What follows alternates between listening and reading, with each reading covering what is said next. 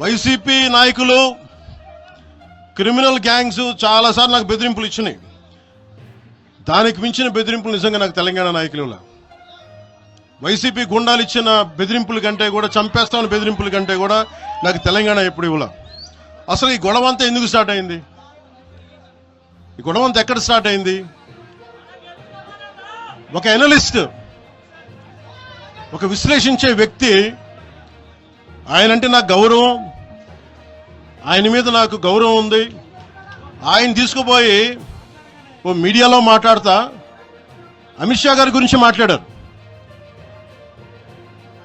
అమిత్ షా గారు నేను మాట్లాడుకున్నామంటే ఆయన విన్నారంటే ఆయన కూర్చొని తప్పుడు మాటలు మాట్లాడుతూ దాన్ని ఖండించే నా మీద మనకు మాట అంటే మన జన సైనికులు ప్రతి చోట ఏదో కూర్చొని ఒక కేసులు పెట్టారు కూడా నాకు తెలియదు. తెలిసిన వెంటనే చెప్పాను, అవన్నీ వదిలేనని చెప్పాను నేను. అవన్నీ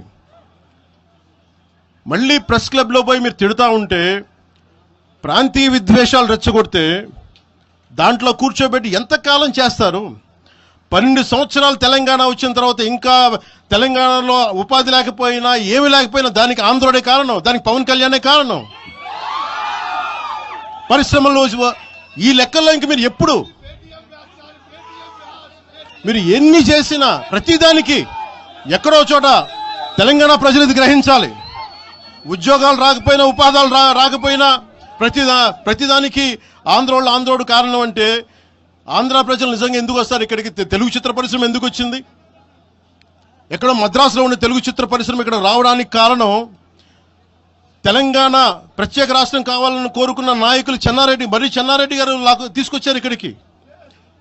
ఆయన తీసుకొచ్చారు ఇక్కడికి.